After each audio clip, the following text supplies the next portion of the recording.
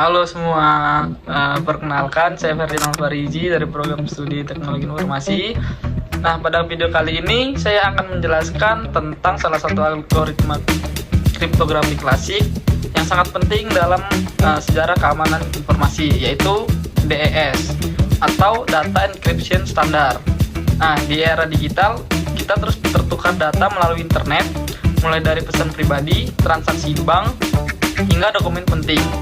Nah, tanpa enkripsi, semua data itu bisa dengan mudah dilihat atau disalahgunakan oleh pihak yang tidak bertanggung jawab. Nah, oleh karena itu, enkripsi menjadi salah satu fondasi utama dalam menjaga kerahasiaan informasi. Pengantar DES, Data Encryption Standard atau DES adalah algoritma enkripsi simetris yang dikembangkan pada awal tahun 1970-an. DES ini kemudian ditetapkan sebagai standar enkripsi oleh National Institute of Standards and Technology di Amerika Serikat pada tahun 1977. Pada masanya, DES digunakan secara luas oleh perusahaan, lembaga pemerintahan, hingga dunia perbankan.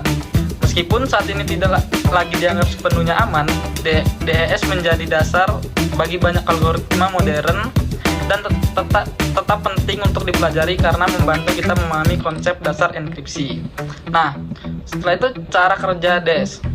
Sekarang mari kita masuk ke inti pembahasan, bagaimana DES ini bekerja. DES ini adalah algoritma block cipher yang bekerja pada blok data berurutan 64 bit. Artinya, data dipecah menjadi bagian-bagian berukuran 64 bit. Lalu setiap blok diproses melalui serangkaian langkah enkripsi. Secara umum, proses enkripsi DES terdiri dari beberapa tahap. Yang pertama ada initial permutation atau IP. Yang kedua ada 16 putaran Pastel. Yang ketiga ada final permission.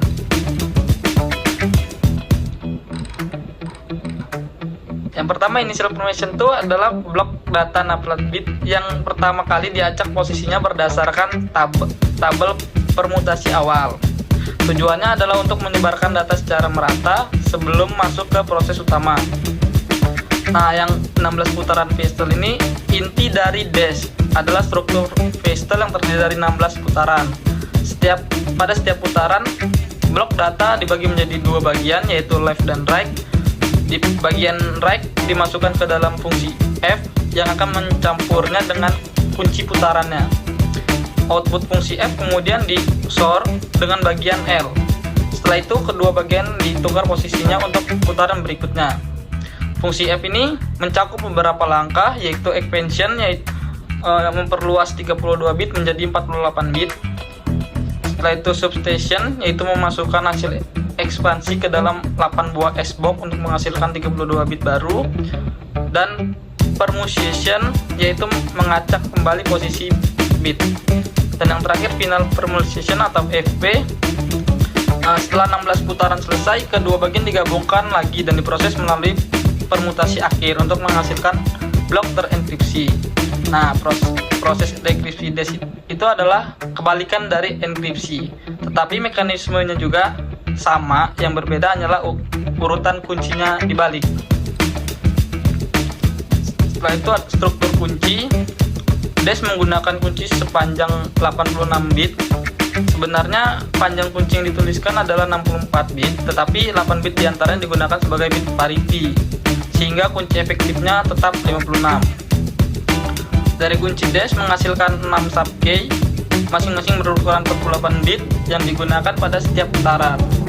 Keamanan DES sangat bergantung pada bagaimana kunci ini dihasilkan dan bagaimana ia dicampurkan dalam setiap putaran algoritma. Keamanan dan tantangan.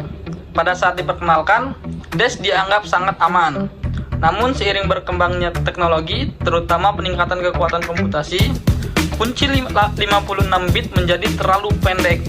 Serangan brute force yang mencoba semua kombinasi kunci sekarang dapat menembus DES dalam waktu relatif singkat. Karena alasan inilah, DES secara resmi digantikan oleh algoritma yang lebih kuat, yaitu AES atau Advanced Encryption Standard. Nah, meski begitu, DES tetap menjadi fondasi dalam sejarah kriptografi dan masih digunakan dalam beberapa varian seperti triple DES. Penerapan di dunia nyata.